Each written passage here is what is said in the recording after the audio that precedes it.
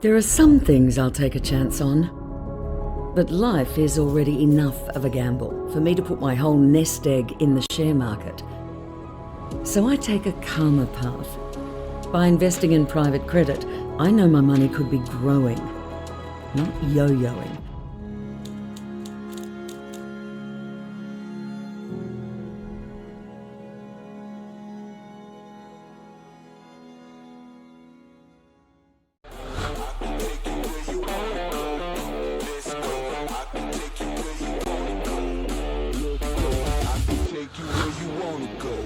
From Barangaroo Studios, the AusBiz COB is the key stuff you need to know about the day in business and finance.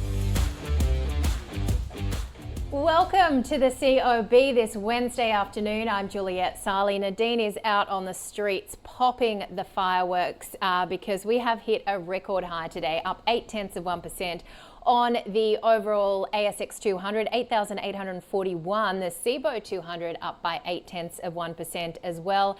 Very solid momentum in these markets, despite US markets dropping overnight. Of course, you've got positive momentum coming through in terms of a lot of the earnings that came through, but really you just cannot seem to stop this market momentum at the moment. And despite a few bungles, shall we say, which we'll get to in a moment, from the ASX operator, but really broad gains led by materials.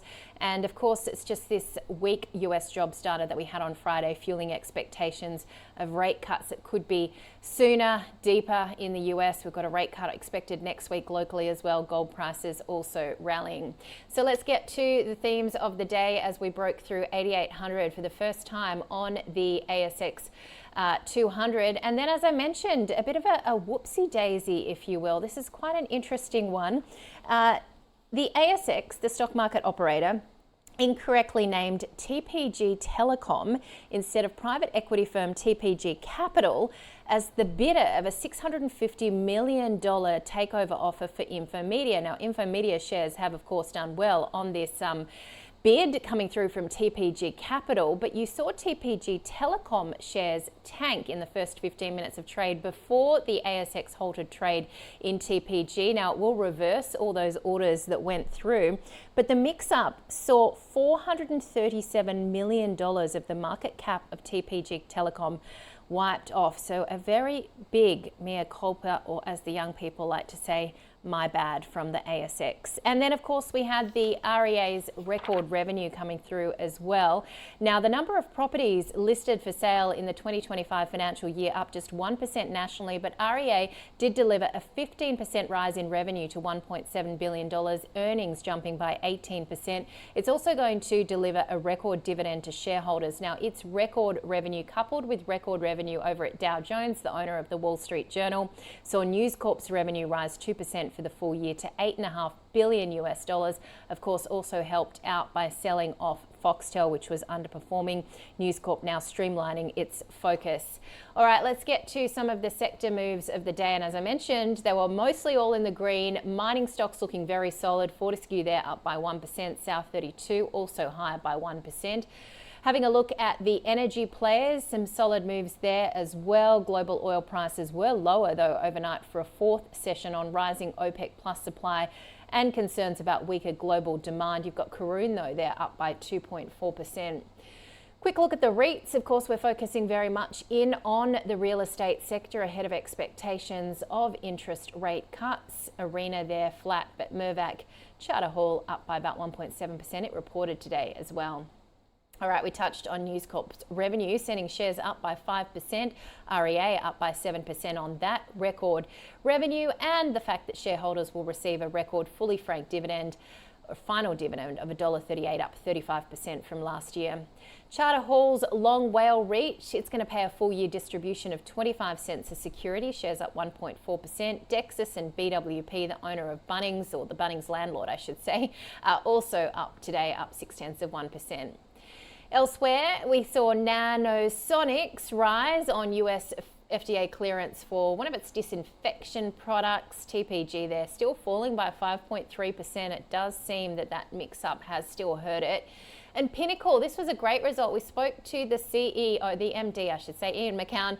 You can find that on our website. They posted a 49% rise in full-year profit. Funds under management about 179 billion, so a good result there. And Ian McCown telling me that basically a lot of this was to do with their global push as well, which they are continuing to see expansion. All right, on a record day, let's welcome one of our colourful characters, Clifford Bennett from PropX24. Colourful. Colourful's it? Hello there, Juliet. That's a compliment, Clifford. Colourful Clifford. Yeah, I know.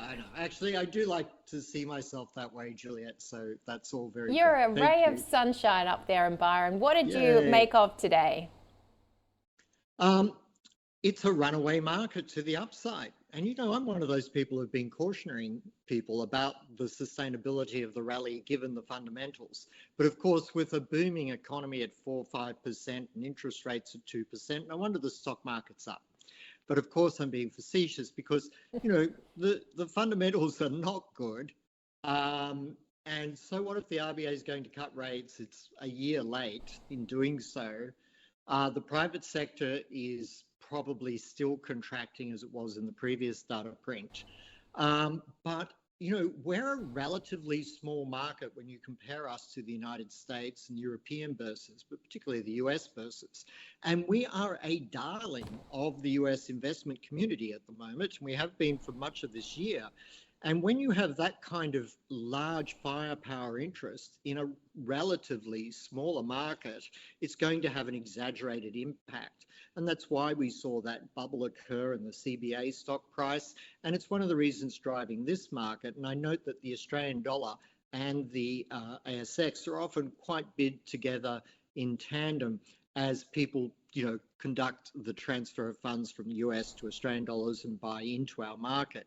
So I think it's great. And if you study price action, it's a runaway market and you're already long and getting longer. If the US market can hold on here and kick up to a new high, and I'm watching that US 500 very closely, that 63.50 level, if the market can close above there in the US, that will just add more fuel to this Australian sentiment and overseas investor rally. And of course, there's local super funds investing as well. But I just think there is a flood of funds into acquiring Australian stocks that the market is too small to cope with. The gateway's a narrow one. And therefore, the price response to those flows is being exaggerated at the moment. So it's something to be mindful of, as well as the fact that, yes, the RBA should be cutting rates, should already have, will probably at the next meeting. But, you know, the idea that stocks go up because rates are cut isn't actually a valid belief, even though everyone talks about it. So often stocks and interest rates fall together because the economy is slowing, or stocks and interest rates go up together because the economy is very strong. In this situation, rates need to be brought lower. The current setting of the RBA will not impact inflation, even if rates were, as I think they should be, at 2.75 or no higher than 3% already. Yeah, and you've said before, Clifford, that you think there should be a 2 handle in front of where the official cash rate is. What do you think we're going to hear from Governor Bullock at the press conference next week? I mean, she did always indicate it wasn't about the fact that they weren't going to cut, it was about timing, but we have had a fair bit of weak data since that meeting. Yes, but I think there's also a slightly bid tone to the inflation data. Nothing scary, but a slight awareness there. And I think she's most likely to talk about the fact that, you know, the labour market has deteriorated as a justification for a rate cut that we're going to get at the next meeting.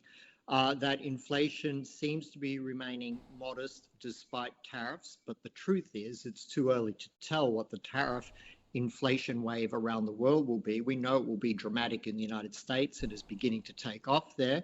How much it will impact the rest of the world remains to be seen, and it could be very modest indeed. So she'll be a little bit encouraged that inflation isn't running away, a little bit encouraged to cut rates by unemployment picking up. And I think she will stress that there are a lot of uncertainties at the moment still. And that's geopolitical as well as economic and the impact of Trump's tariffs, but that the economy probably is in need of a rate cut. I'm speaking as the RBA. Most of us already know that. But I think she will be able to talk around the idea of we need to adjust rates, but don't expect us to keep cutting, just so that she maintains, or the RBA maintains, some flexibility going forward about what they actually do, should that inflation wave be more significant than even I expect at this stage. And Clifford, what's your concern in terms of what we're seeing in the US? Because it does seem that we've had a few Fed speakers out that indicate perhaps, the Fed should have already been cutting. Yes, I think it's a similar story there in a way, but it's more disguised. And I think we need to be aware these days that aggregate data really does disguise what's going on for most of society in both Australia and the United States. And by that, I mean, because there's always a disparity, of course, between the top 30% of wealth and the 70% of consumers. There's always a disparity there, but our wealth gap has grown so dramatically in both the United States, more so in the United States, but also in Australia, that it's reached a point where it does become a problem for policymakers and the RBA to truly understand what is going on in the society for most workers and businesses when there is such a huge wealth gap, because that the rich are getting richer and the poor are getting poorer is an oversimplification, and I don't mean to be ideological about that, but that's kind of what we're seeing now, whereas during globalization we saw the rich getting richer faster than the poor were getting richer. And that's why globalization was good for the world, and that's why Trump tariffs are bad for the world.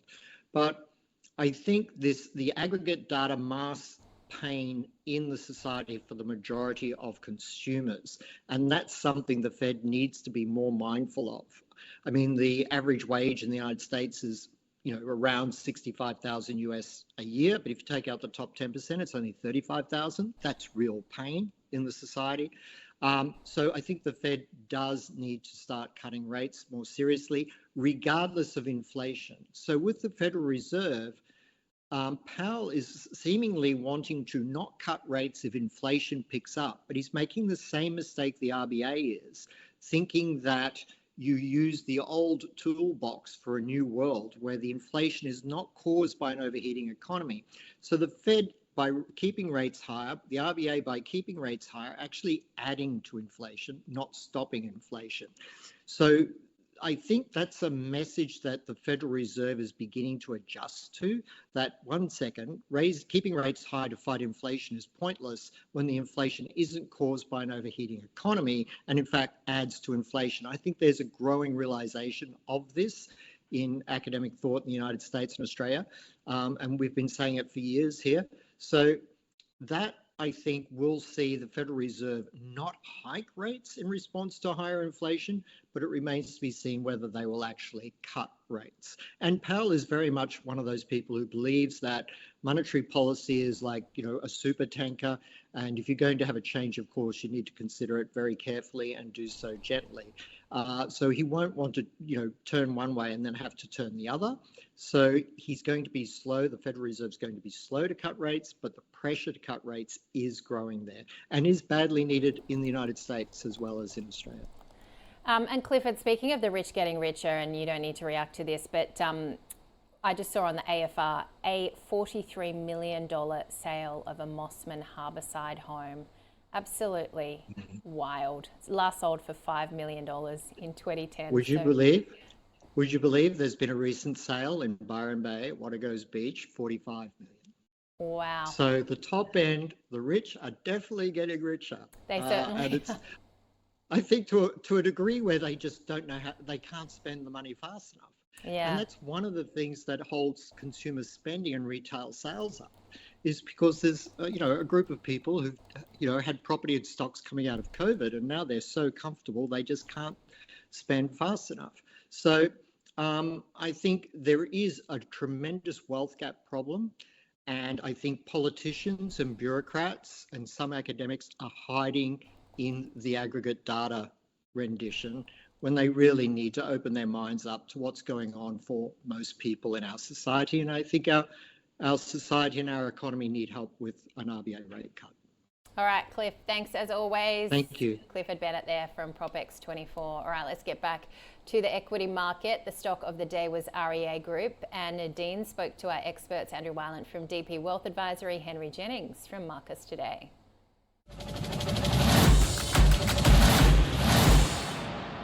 We love businesses with strong return on equity. It's got a 30% return on equity. It's got a 32% profit margin. The company met expectations. Unsurprisingly, didn't give guidance, but Aussies love their property, Nadine. And as long as Aussies love their property, then we love the banks because the banks lend them the money to buy their property. So we're pretty relaxed with REA. So it has been going kind of nowhere for some time, but this result was a good result, and I guess it shows the power of the brand, it shows the power of the platform, and it shows the dominance as well. You know, the Domain guys, you know, they're in a state of flux to some extent. They've got a big new brother coming in to take over the company, big US brother, and that, I guess, opens up competition to REA, but they do seem to be kind of head and shoulders above them, and they have that pricing power. And the dividend, you know, I think, you know, we're up 7% and a bit today on REA. The dividend primarily, I think, is what's driving that. That certainly, you know, it's always good to reward shareholders, and of course the biggest shareholder there is Rupert Murdoch.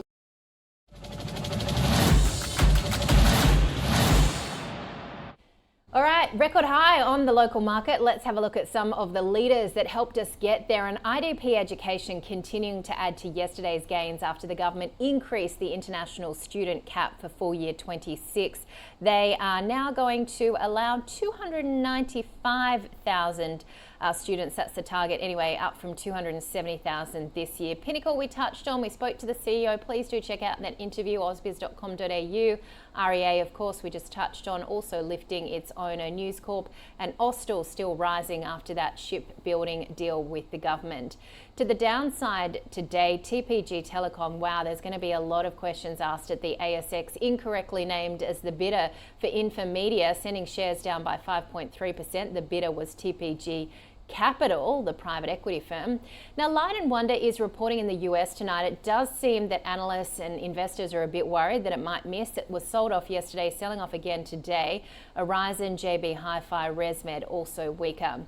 In the small end of town, Lindian Resources. Now, this is on this deal with Iluka, sending its share price up 35%. Infomedia on this takeover bid that we must reiterate is from TPG Capital, not TPG Telecom.